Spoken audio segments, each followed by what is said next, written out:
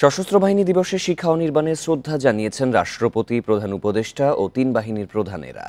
দিবসটির কর্মসূচি শুরু হয় সেনা, নৌ ও বিমান বাহিনীর ঘাঁটির মসজিদগুলো দেশের কল্যাণ ও সমৃদ্ধি সহ স্বাধীনতা যুদ্ধে আত্মোৎসর্গকারী সশস্ত্র বাহিনীর শহীদদের আত্মার মাগফিরাত কামনার মধ্য দিয়ে। পরে ঢাকা সেনানিবাসে শিক্ষা অনির্বাণে শ্রদ্ধা জানান রাষ্ট্রপতি ও প্রধান উপদেষ্টা।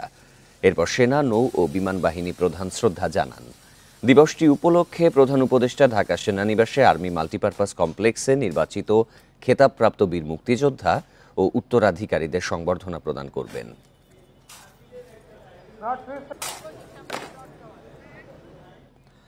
সশস্ত্র বাহিনী দিবস উপলক্ষে সেনাকুঞ্জে সংবর্ধনা অনুষ্ঠানে যাবেন বিএনপি চেয়ারপারসন খালেদা জিয়া। আজ বেলা ৩টায় তিনি গুলশানের বাসভবন থেকে রওনা হবেন বলে জানা গেছে। বিএনপি চেয়ারপারসনের ব্যক্তিগত সচিব এবিএম আব্দুস সাত্তার জানিয়েছেন, সেনাবাহিনীর সর্বোচ্চ পর্যায় থেকে খালেদা জিয়াকে আমন্ত্রণ জানানো হয়েছে। মঙ্গলবার দুপুরে গুলশানে চেয়ারপারসনের কার্যালয়ে আমন্ত্রণ গ্রহণ করেন এবিএম সাত্তার। ২০১৮ সালের ফেব্রুয়ারিতে কারারুদ্ধ হবার পর এই প্রথম কোনো রাষ্ট্রীয় অনুষ্ঠানে অংশ নিচ্ছেন খালেদা জিয়া। চেয়ারপারসন ছাড়াও সেনাকুঞ্জের অনুষ্ঠানে আমন্ত্রণ পেয়েছেন বিএনপি মহাসচিব মির্জা ফখরুল ইসলাম আলমগীর সহ ২৬ নেতা।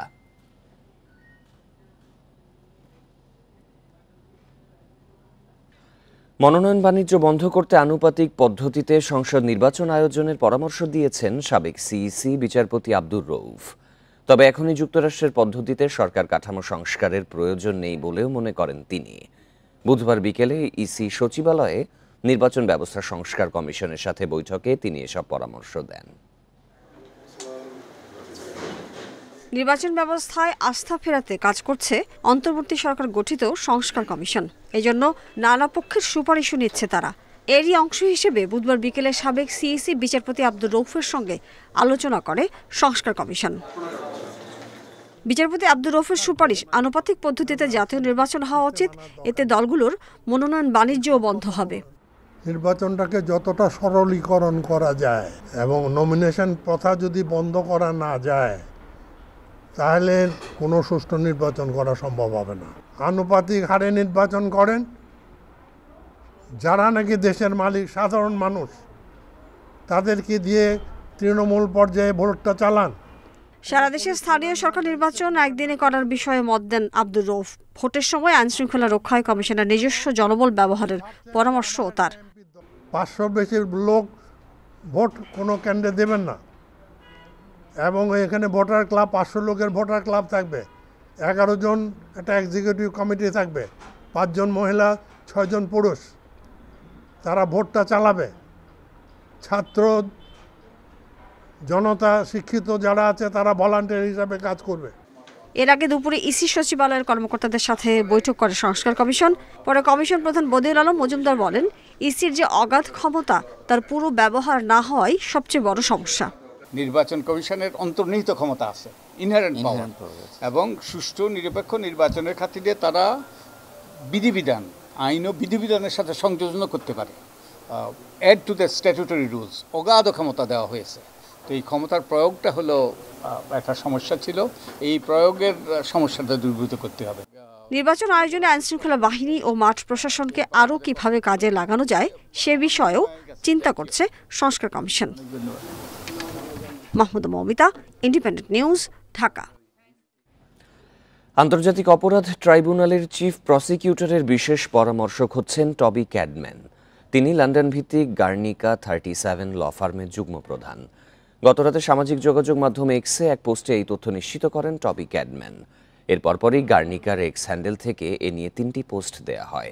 তাতে ক্যাডম্যানের স্পেশাল প্রসিকিউটোরিয়াল অ্যাডভাইজার নিয়োগের কথা উল্লেখ করে বলা হয়, ট্রাইব্যুনাল সংক্রান্ত সব বিষয়ে চিফ প্রসিকিউটরকে পরামর্শ দেয়াই হবে তার কাজ।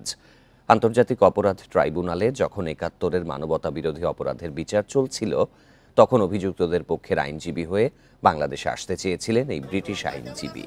তবে তখন তাকে আটকে দেয়া হয়।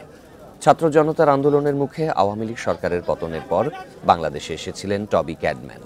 গত ২রা সেপ্টেম্বর প্রধান উপদেষ্টা ডক্টর মোহাম্মদ ইউনূসের সঙ্গে সাক্ষাৎ করেছিলেন তিনি। মানবতা বিরোধী অপরাধে রাজনৈতিক দল নিষিদ্ধ করা হবে না, আন্তর্জাতিক অপরাধ ট্রাইব্যুনাল আইনে সংশোধিত খসড়ায় অনুমোদন দিয়েছে উপদেষ্টা পরিষদ। বুধবার সন্ধ্যায় ফরেন সার্ভিস একাডেমিতে সংবাদ সম্মেলনে এই তথ্য দেন আইন উপদেষ্টা আসিফ নজরুল। এ সময় তিতুমির কলেজের দাবি, ঢাকা ও সিটি কলেজের সংঘর্ষ নিয়ে উদ্বেগ জানান উপদেষ্টা আসিফ মাহমুদ। বুধবার সকালে প্রথমবার সচিবালয়ে বসে উপদেষ্টা পরিষদের বৈঠক। এতে 6টি বিষয়ে সিদ্ধান্ত নেওয়া হয়। জুলাই আগস্টে গণহত্যার দায়ে শুরু হয়েছে বিচার কাজ, কিন্তু আন্তর্জাতিক অপরাধ ট্রাইব্যুনাল আইনের সংশোধনের তাগিদ দেন বিশেষজ্ঞরা। তারই ধারাবাহিকতায় সংশোধিত আইনের খসড়ায় অনুমোদন দিল উপদেষ্টা পরিষদ।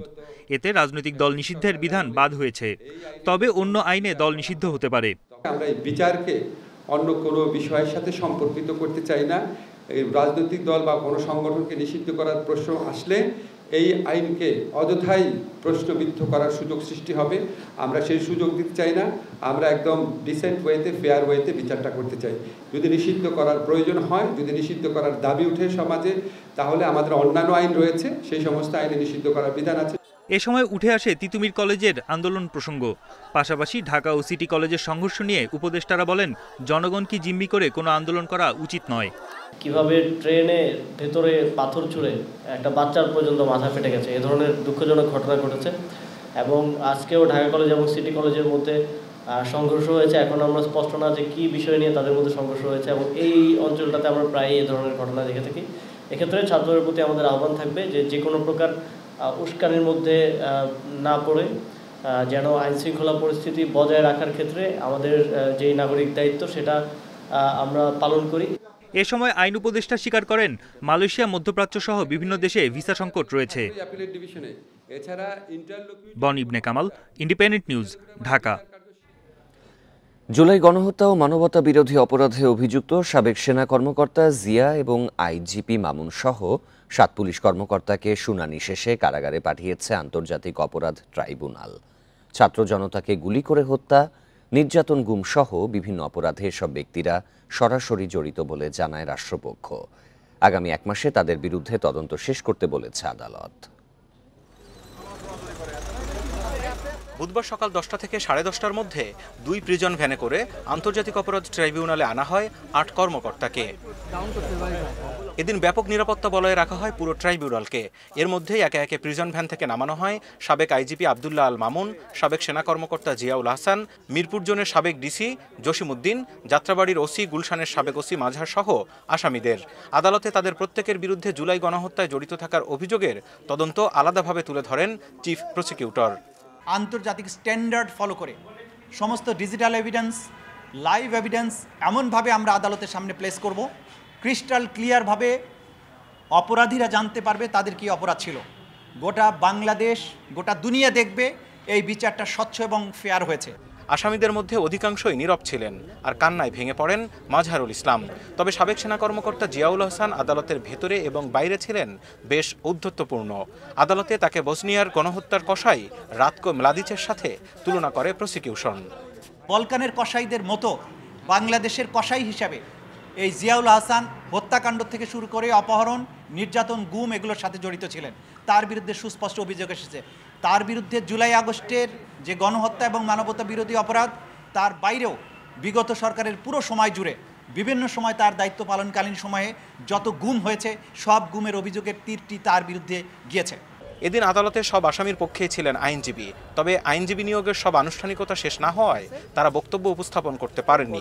পরে এই বিচার নিয়ে প্রশ্ন তোলেন জিয়ার বোন। উনি যেখানে কর্মরত ছিলেন এনটিএমসি, ন্যাশনাল টেলিমনিটরিং কমিউনিকেশনের যেখানে ওটা একটা টেকনিক্যাল অফিস। ওই অফিসে কোনো আর্মস ফোর্স নেই, ওই অফিসে কোনো কিছুই নেই। হ্যাঁ, আয়নাঘর নেই, ওই অফিসে কোনো আয়নাঘর নেই, এবং উনি কখনো ডিজিএফআইতে চাকরি করেননি। আসামিদের বিরুদ্ধে তদন্ত কার্যক্রম শেষ না হওয়ায় আরও 1 মাসের সময় দিয়েছে আদালত। 19 ডিসেম্বর তদন্ত প্রতিবেদন সহ আসামিদের আবারও ট্রাইব্যুনালে হাজির করতে নির্দেশ দিয়েছে আদালত। Zahidul Bashar, Independent news, Dhaka. পঙ্গু হাসপাতালে এখনও 83 জন চিকিৎসা নিচ্ছেন যারা জুলাই গণ অভ্যুত্থানে আহত হয়েছেন। সরকারি খরচে তাদের চিকিৎসা হচ্ছে ঠিকই, কিন্তু পরিবারের ভরণ পোষণ অনিশ্চিত। স্বাভাবিক জীবনে ফিরতে পারবেন কিনা তা নিয়েও রয়েছে সংশয়, কারণ এদের অনেকের হাত পা এখনও অচল। আব্দুল্লাহ আহমেদ আদমজী ক্যান্টনমেন্ট কলেজের দ্বাদশ শ্রেণীর বিজ্ঞানের ছাত্র। বৈষম্য বিরোধী ছাত্র আন্দোলনে গত ৪ আগস্ট অংশ নিয়েছিলেন মিরপুর ১০ নম্বর এলাকায়। তার উপর পুলিশ নির্যাতন চালালে রাস্তায় পড়ে যায়। এরপর তার পায়ের ওপর গাড়ি তুলে দেয় পুলিশ। একটি বেসরকারি হাসপাতালের পর ৭ আগস্ট থেকে ভর্তি হয় পঙ্গু হাসপাতালে। আমি যখন পিছনে ছিলাম তখন আমার পায়ের উপর দিয়ে উঠাই দেন। এরপর এই হসপিটালে আসি। এই হসপিটালে প্রায় ৩.৫ মাসের উপরে হয়ে গেছে। ডক্টররা বলছে যে আরও রিংটা খুলতে প্রায় ১ থেকে ১.৫ বছর সময় লাগবে এবং সারা জীবন হাঁটু ভাঁজ করতে পারবো না। পাশেই চিকিৎসা নিচ্ছেন নারায়ণগঞ্জের চিটাগাং রোডের অটোচালক নাদিম হাওলাদার।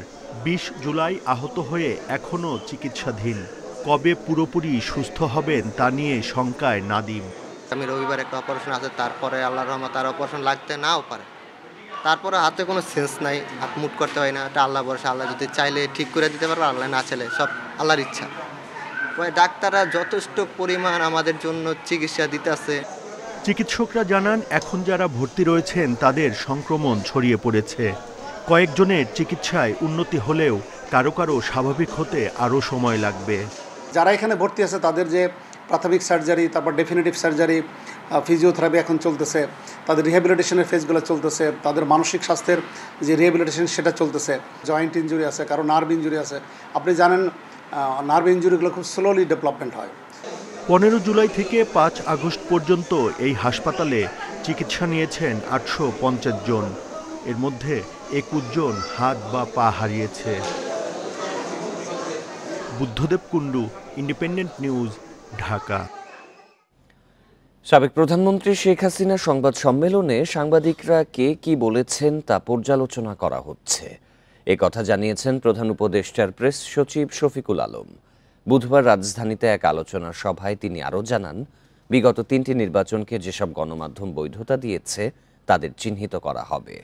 শফিকুল আলম আরও বলেন, আওয়ামী লীগের আমলে সাংবাদিকদের ভূমিকা কেমন ছিল তা বের করতে গবেষণা প্রয়োজন। তার অভিযোগ, ফ্যাসিবাদ প্রতিষ্ঠায় অসংখ্য সাংবাদিক কাজ করেছেন, তবে অনেকে সাহসী ভূমিকার কারণে আওয়ামী লীগ সরকারের নির্যাতনেরও শিকার হয়েছেন। প্রেস সচিব জানান, গুম বিচার বহির্ভূত হত্যা নিয়ে কেমন সাংবাদিকতা হয়েছে তা খতিয়ে দেখা হবে। এছাড়া ছাত্র আন্দোলনে অংশ নেওয়া শিক্ষার্থীদের কোন কোন গণমাধ্যমে সন্ত্রাসী আখ্যা দেওয়া হয়েছে তা দ্রুতই খুঁজে বের করা হবে।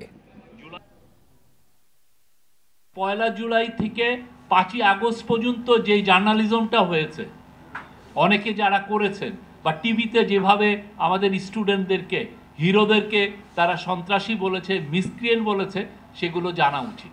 এবং আমরা তাদেরকে ইনভাইট করবো, আসেন আপনার জার্নালিজমটা, আপনার এটা এসে এটা একটু ইনভেস্টিগেট করেন কি ধরনের জার্নালিজম হয়েছে। পুলিশের নতুন আইজি হলেন বাহারুল আলম। বুধবার বিকেলে স্বরাষ্ট্র মন্ত্রণালয়ের এক প্রজ্ঞাপনে এ কথা জানানো হয়। এছাড়াও ডিএমপি কমিশনার হিসেবে নিয়োগ পেয়েছেন শেখ সাজ্জাদ আলী। বাহারুল আলম বাংলাদেশ পুলিশের বর্তমান মহাপরিদর্শক মঈনুল ইসলামের স্থলাভিষিক্ত হবেন। ২০২০ সালে পুলিশের চাকরি থেকে অবসরে যাওয়া বাহারুল ২০০৭ থেকে ১ বছর পুলিশের বিশেষ শাখা এসবির প্রধান ছিলেন। ২০০৯ থেকে ২০১৩ সাল পর্যন্ত জাতিসংঘ সদর দপ্তরে শান্তিরক্ষা বিভাগে পুলিশ লিয়াজো অফিসার ছিলেন তিনি। ২০১৫ সালে আফগানিস্তানে জাতিসংঘ মিশনে সিনিয়র পুলিশ অ্যাডভাইজারের দায়িত্ব পালন করেছেন। এছাড়া ঢাকা মহানগর পুলিশের নতুন কমিশনার হিসেবে শেখ সাজ্জাদ আলীকে নিয়োগ দেওয়া হয়েছে।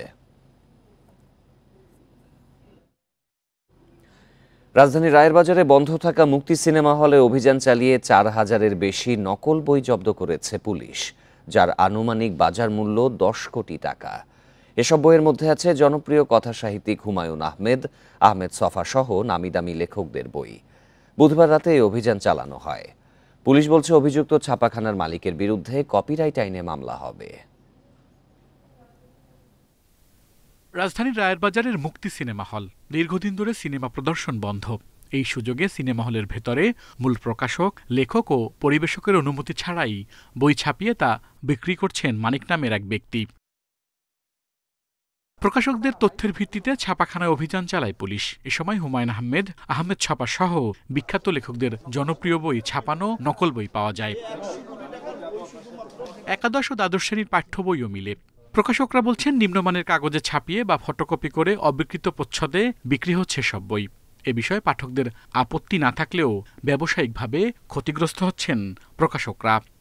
এখানে মিনিমাম ২০০ প্রকাশনী, হেন কোনো প্রকাশনী নাই, হেন কোনো জনপ্রিয় বই নাই যা সে নকল করে না, সরকারি বই থেকে শুরু করে ক্লাস 6, 7, 8 বই থেকে শুরু করে যে নকল করে তার নাম হচ্ছে মানিক। ট্যাক্স পেয়ার অর্থাৎ ট্যাক্স দিয়ে সরকারিভাবে আমরা সব কিছু করে আসছি।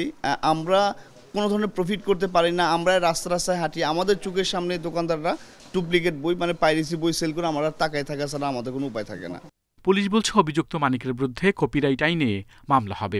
অভিযানে 4টি প্রকাশনীর 1000-এরও বেশি বই জব্দ করা হয়েছে। কারখানার যে মালিক যে আপনাগুলো তৈরি করতেছে, সে যদি বৈধ কাগজপত্র দেখাইতে পারে যে না সরকারি তার অনুমোদন দিচ্ছে বা এত কপি তার হয়তো বা সাপ্লাই দেওয়ার জন্য বলছে, বৈধ কাগজপত্র দেখাইতে পারে দ্যাটস এনাফ। আর যদি আপনার বৈধ কাগজপত্র দেখাইতে না পারে, আমি কিছু স্যাম্পল স্বরূপ নিয়ে যাচ্ছি সরকারি বই, তো যদি এটা যদি বৈধ কোনো কাগজপত্র দেখাইতে না পারে তাহলে আমরা তো সব জব্দ করবো। প্রকাশকদের দাবি, লেখককে সম্মানী দিয়ে পাণ্ডুলিপি কেনার পর হাজার হাজার টাকা বিনিয়োগ করেও খরচ উঠাতে পারছেন না তারা। এর প্রধান কারণ নকল বই পাওয়া যায় কম দামে। আল আমিন হোসেন, ইন্ডিপেন্ডেন্ট নিউজ, ঢাকা।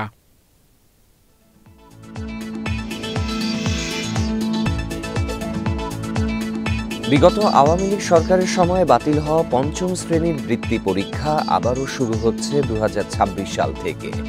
আর চলতি বছর থেকেই বার্ষিক পরীক্ষা নেওয়া হবে প্রাথমিক পর্যায়ে। 2রা ডিসেম্বর থেকে এই পরীক্ষা নিতে প্রস্তুত স্কুলগুলো।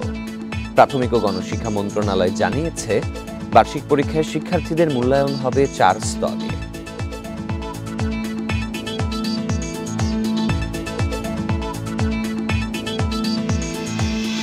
প্রতিবেদনটি থাকছে সংবাদের পরের অংশে। রাজনৈতিক ব্যর্থতার কারণে নগর পরিকল্পনায় সঠিক পদক্ষেপ নেওয়া যায়নি বলে মনে করছেন গবেষকরা। তাদের মতে শুধু অবকাঠামো উন্নয়নের গতানুগতিক চিন্তা থেকে বেরিয়ে আসতে হবে। শুধু ঢাকা নয়, অন্যান্য শহরকেও পরিকল্পনার আওতায় আনার পরামর্শ নগর পরিকল্পনাবিদদের। বুধবার প্রেস ইনস্টিটিউটে অনুষ্ঠিত সম্মেলনে নগরবাসীর মানসিকতায়ও পরিবর্তন আনার পরামর্শ দিয়েছেন তারা। এককেন্দ্রিক শাসন ব্যবস্থায় সবার জন্য সমান সুবিধা থেকে বঞ্চিত হয়েছে নগরবাসী। ধনীদের দেয়া হয়েছে অগ্রাধিকার। রাজধানীর প্রেস ইনস্টিটিউট মিলনায়তনে ন্যায্য নগর জীবন অধিকার শীর্ষক সম্মেলনে সমাপনী দিনে আলোচকরা এমন মন্তব্য করে বলেন, নগর উন্নয়নে স্বাধীন কোনো অভিভাবক নেই। ফলে ঢাকা শহরের যেহেতু কোনো কর্তৃপক্ষ নাই, যার ফলে এর সাথে কোনো এঙ্গেজমেন্ট নাই নাগরিকের। এখন নাগরিকতাই যদি গড়ে না ওঠে, তাহলে আসলে সেই শহরের তো কোনো ফিউচার নাই। মানুষের মানবিকতা কেন্দ্রিক নগরে যারা আসছে, প্রতিটা মানুষ সে ইকোনমিক অ্যাক্টিভিটির সাথে জড়িত। যিনি মুচি থেকে শুরু করে বস্তির প্রতিটা লোক থেকে শুরু করে আমাদের প্রতিটা মানুষ, তাহলে সেই ইকোনমিক অ্যাক্টিভিটির সাথে যারা আছেন তাদের জন্য নগরে জায়গা দিতে হবে। ডক্টর সলিমুল্লাহ খান বলেন, নগর উন্নয়নে সব পেশার অংশীজনদের মতামত নিয়েই করতে হবে পরিকল্পনা। রাষ্ট্রীয় কাঠামো আমলাতন্ত্রের জালে বন্দী, তাই নগর পরিকল্পনায় রাজনৈতিক সংগঠন ও নেতাকর্মীদের সদিচ্ছা গুরুত্বপূর্ণ। এই জন্য নগর পরিকল্পনার বিষয়টি নগর পরিকল্পনাবিদদের নিয়ন্ত্রণে নাই, এটা রাজনীতির নিয়ন্ত্রণে। এই কারণে আমাদের এখানে গোটা বড় বড় আবাসিক এলাকা গড়ে উঠেছে। দেখেন, বনানী নয়, গুলশান নয়, বারিধারা নয়, সব জায়গাতে কোথাও একটা পাবলিক লাইব্রেরির শাখা পাবেন না। জনগণের একত্রিত হওয়ার কোনো জায়গা নেই। তত্ত্বাবধায়ক সরকারের সাবেক উপদেষ্টা হুসাইন জিল্লুর রহমান জানান, নগরে সুস্থ পরিবেশের জন্য সুষ্ঠু নগর পরিবহন ব্যবস্থা জরুরি। পাশাপাশি নগরবাসীর মানসিকতাও পরিবর্তন আনতে হবে। এই মধ্যবিত্ত বিলাসিতার লেন্স দিয়ে দেখলে এটা কাগজে জীবনের ঊর্ধ্বে উঠতে পারবে না। যাপিত জীবনকে কেন্দ্রবিন্দুতে আনতে হবে সমাধানগুলো যদি খুঁজতে চাই। নগর জীবন ও বাসযোগ্য শহর গড়তে 7 দফা প্রস্তাবনা দিয়ে শেষ হয় এ সম্মেলন। Shahriar Anirban, independent news, Dhaka. তারল্য সহায়তা পাওয়ার পরও দুর্বল ব্যাংকগুলো সংকট কাটছে না। এখনও গ্রাহকের চাহিদা অনুযায়ী টাকা দিতে পারছে না এসব ব্যাংক। এতে ভোগান্তি বাড়ছে আমানতকারীদের। বিশ্লেষকরা বলছেন, শুধু সহায়তা দিয়ে ব্যাংক খাতে আস্থা ফেরানো কঠিন। ব্যাংকগুলোতে শৃঙ্খলা ফিরিয়ে আনতে কেন্দ্রীয় ব্যাংককে আরও কঠোর পদক্ষেপ নেওয়ার তাগিদ তাদের। গেল 1 বছর ধরে উচ্চ মূল্যস্ফীতি ও নির্বাচন কেন্দ্রিক অনিশ্চয়তায় ব্যাংক থেকে টাকা তোলার প্রবণতা বেড়ে যায়। আর জুলাই আগস্টে ছাত্র জনতার আন্দোলনের প্রভাবে ব্যাংক থেকে নগদ টাকা তোলার হিড়িক পড়ে। রাজনৈতিক পট পরিবর্তনের পর এস আলমের নিয়ন্ত্রণে থাকা 7টি ব্যাংকসহ বেশ কয়েকটি ব্যাংকের ব্যাপক দুর্নীতি ও অনিয়মের তথ্য বেরিয়ে আসে। ফলে আস্থার সংকটে পড়ে ব্যাংকগুলো। বেশ কিছু দুর্বল ব্যাংক সবল ব্যাংক থেকে তারল্য সহায়তা পেয়েও গ্রাহকের চাহিদা অনুযায়ী টাকা দিতে পারছে না। আমার টাকার দরকার 20,000, 40,000, 50,000, কিন্তু আমাকে মাত্র 5,000 টাকা দিতেছে এরা। কিছু ক্লায়েন্ট আছে তাদেরকে টাকা দিতে হয়, এখন তারা তো আমাকে প্রেশার ক্রিয়েট করে টাকার জন্য, আমি তো টাকা দিতে পারছি না কারণ আমার ব্যাংকে টাকা আটকে গেছে। বাংলাদেশ ব্যাংক বলছে গ্রাহকের আস্থা ফেরাতে সব ধরনের উদ্যোগ নেওয়া হয়েছে। ব্যাংকের আমানতকারীরা যাতে কোনোভাবেই ক্ষতিগ্রস্ত না হয় সে ব্যাপারে কাজ করছে তারা। প্রয়োজনে দুর্বল ব্যাংকগুলোকে আরও তারল্য সহায়তা দেওয়া হবে। আমরা আশা করতেছি অ্যাট এ টাইম 600-700 কোটি টাকার স্যাংশন পেয়ে যাব এবং বাংলাদেশ ব্যাংকে বলে এসেছি এগুলো অ্যাট এ টাইম যদি আমরা গ্যারান্টি পাই দেখা যাবে পরে আমাদের এই বাংলাদেশ ব্যাংকের মাধ্যমে নেওয়া সহায়তার প্রয়োজন নাও হতে পারে। টোটাল ব্যাংকিং সেক্টরে তারল্যের কোনো অসুবিধা নাই। 5 থেকে 6টা ব্যাংক তারল্যের সমস্যার ভুগছে। যাদের তারল্য সহায়তা দেওয়ার সামর্থ্য আছে তারা যেন যাদের তারল্য প্রয়োজন তাদেরকে সাহায্য করবার জন্য এগিয়ে আসে। বিশেষজ্ঞরা বলছে দেশের আর্থিক খাতে যে বিশাল সমস্যা তৈরি হয়েছে তা সামাল দেয়া বাংলাদেশ ব্যাংকের জন্য একটি বড় চ্যালেঞ্জ হয়ে দাঁড়িয়েছে। বাংলাদেশ ব্যাংক বলছিল যে তোমরা ইন্টার ব্যাংকের থেকে তোমরা বড় করে তোমাদের প্রবলেম তোমরা মিট আপ করো।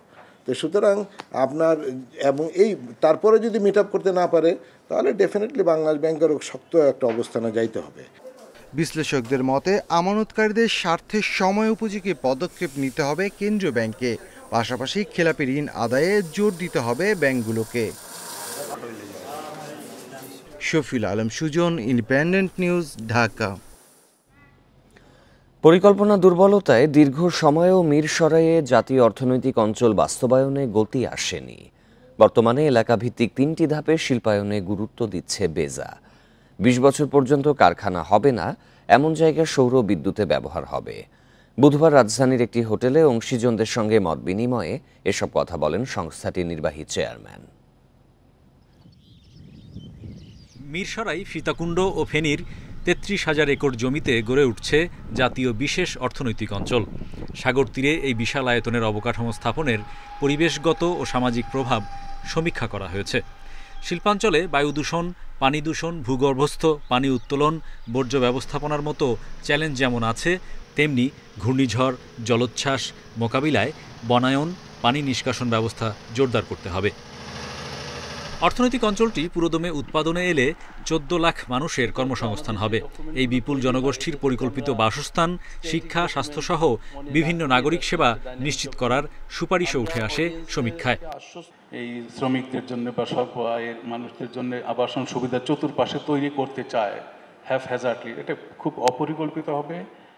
তবে কোনো বিনিয়োগকারী প্রতিষ্ঠান বলছে মিরসরাই অর্থনৈতিক অঞ্চলে শিল্প স্থাপনে তারা এখনও পুরোপুরি অবকাঠামো সুবিধা পাচ্ছে না।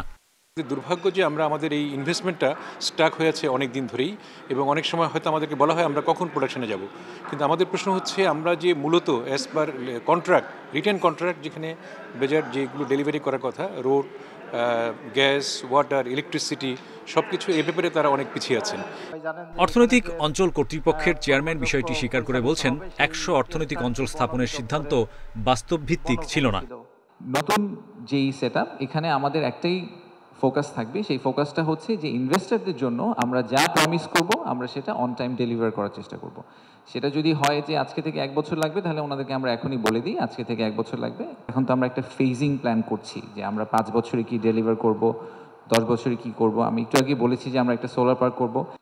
মতবিনিময়ে প্রধান উপদেষ্টার এসডিজি বিষয়ক মুখ্য সমন্বয়ক বলেন, অর্থনৈতিক প্রবৃদ্ধি, বিনিয়োগ, কর্মসংস্থানের সঙ্গে টেকসই উন্নয়নে পরিবেশ সুরক্ষায় বিশেষ গুরুত্ব দিতে হবে। Hari Saha, independent news, Dhaka. Dollar সংকট, এলসি জটিলতার উচ্চ শুল্ক হারের কারণে চট্টগ্রাম বন্দর দিয়ে খেজুরের আমদানি গেল বছরের তুলনায় নেমে এসেছে অর্ধেকে। এতে আগামী রমজানে ঘাটতি হতে পারে বলছেন আমদানিকারকরা। তবে এখনো পর্যাপ্ত সময় থাকায় শঙ্কা দেখছে না কর্তৃপক্ষ। এই অর্থ বছরে নভেম্বরের তৃতীয় সপ্তাহ পর্যন্ত চট্টগ্রাম বন্দর দিয়ে 23,639 টন খেজুর আমদানির অনুমতি চেয়েছেন আমদানিকারকেরা। এই তথ্য বন্দরের উদ্ভিদ সংঘ নিরোধ কেন্দ্রের। এরই মধ্যে আমদানি হয়েছে 2,837 টন। গত বছর একই সময়ে আনা হয়েছিল 4,500 টনের বেশি খেজুর। আমদানিকারকরা বলছে, আগে প্রতি কন্টেইনার খেজুরে 2 থেকে 3 লাখ টাকা শুল্ক দিতে হতো। সেখানে 2023 সাল থেকে কেজি প্রতি $2.5 থেকে $4 পর্যন্ত শুল্ক গুনতে হচ্ছে। এতে প্রতি কন্টেইনারে শুল্ক বেড়ে দাঁড়িয়েছে 60 থেকে 70 লাখ টাকা। এই কারণে আগ্রহ হারিয়েছেন ব্যবসায়ীরা। গত বছর থেকে খেজুরের ডিউটি কিন্তু এমনভাবে বাড়ালো যেটা সাধারণের ক্রয় ক্ষমতার ভিতরে আসলে নাই। তো রমজানে যেহেতু মেন আইটেম খেজুর এবং এখন যেহেতু অন্তর্বর্তীকালীন সরকার আছে, তারাও হয়তো জনগণের ব্যাপারটা চিন্তা করবে। আমদানি করে নিয়ে আসলাম, আপনি আমার 150 টাকা কস্টিং হয়েছে, আপনি বলবেন যে সেটা 100 টাকা বিক্রি করেন, তাহলে ব্যবসায়ীরা কিছুতেই আমদানি করবে না, তাহলে সেটা এক ধরনের এফেক্ট করবে। এরই মধ্যে যতটা অনুমতি নেওয়া হয়েছে সেই পরিমাণ আমদানি হলে খেজুরের ঘাটতি থাকবে না, বলছে উদ্ভিদ সংঘনিরোধ কেন্দ্র। আমদানি অনুমতিপত্র যথাসাধ্য আমদানি অনুমতিপত্র দেওয়া আছে এবং সেই অনুসারে আমদানিকারকগণ আমদানি করতেছে। আমদানিকারকরা আশা করি সমস্ত খেজুর যদি আমদানি করে, তো আশা করি যে খেজুর পর্যাপ্ত পরিমাণে পাওয়া যাবে বাজারে। দেশে বছরে খেজুরের চাহিদা প্রায় 50,000 টন। এর মধ্যে সবচেয়ে বেশি চাহিদা থাকে রমজান মাসে। অনুপম শীল, ইন্ডিপেন্ডেন্ট নিউজ, চট্টগ্রাম। 9 সপ্তাহ ধরে বেতন না পাওয়ায় সিলেট বিভাগে রাষ্ট্রীয় মালিকানাধীন ন্যাশনাল টি কোম্পানির 12টি চা বাগানে কাজ বন্ধ রেখে আন্দোলন করছেন শ্রমিকেরা। এর জেরে বন্ধ আছে এসব বাগানের উৎপাদন। ব্যাংক ঋণ জটিলতায় বেতন ভাতা পরিশোধে কিছুটা সমস্যা হচ্ছে জানিয়ে কর্তৃপক্ষ বলছে দ্রুত সমাধানের লক্ষ্যে কাজ চলছে। রাষ্ট্রীয় মালিকানাধীন ন্যাশনাল টি কোম্পানি ফাঁড়ির বাগান সহ 16টি চা বাগান রয়েছে। এর মধ্যে সিলেট বিভাগেই বাগান 12টি। এসব বাগানে কর্মরত 15,000 শ্রমিক 2 মাসের বেশি সময় ধরে মজুরি পাচ্ছেন না। মজুরি না পেয়ে 11 অক্টোবর থেকে কর্মবিরতি পালন করছেন শ্রমিকরা। তারা জানান, বকেয়া বেতন ছাড়াও প্রভিডেন্ট ফান্ডের টাকা জমা না হওয়া, চিকিৎসা সেবা না পাওয়া ও ঘরবাড়ির সংস্কার না হওয়ায় কর্মবিরতি পালন করছেন। আর আমাদের তার কোনো রুজি নাই, আর এই যে আমরা ঘরে বসে আছি, আমরা কোনোখানে কাম করতে যেতে পারছি না। তার বেতন আমরা না পাইয়া আমরা তো দিন এমনিতেই রয়েছি। আমরা কি না খাইয়া মরমু? আমরা তো খাওয়া লাগবো। বেতন 9 সপ্তাহ যাবত না খাইয়া না দেয়া রয়েছে, বাইরে কাজে যাওয়ারও কোনো সুযোগ নেই। আর হচ্ছে কি আমাদের ওই যে প্রভিডেন্ট ফান্ডের টাকা কোম্পানিরা ঠিকই কাটিয়ে নিয়েছে, কিন্তু ভবিষ্যৎ তহবিলে জমা করে নাই। কর্তৃপক্ষ বলছে, কৃষি ব্যাংকের ঋণ জটিলতায় শ্রমিকদের বেতন ভাতা পরিশোধে সমস্যা হচ্ছে। তবে দ্রুত ঊর্ধ্বতন কর্তৃপক্ষের সঙ্গে আলোচনা করে সমস্যার সমাধানের চেষ্টা করা হচ্ছে।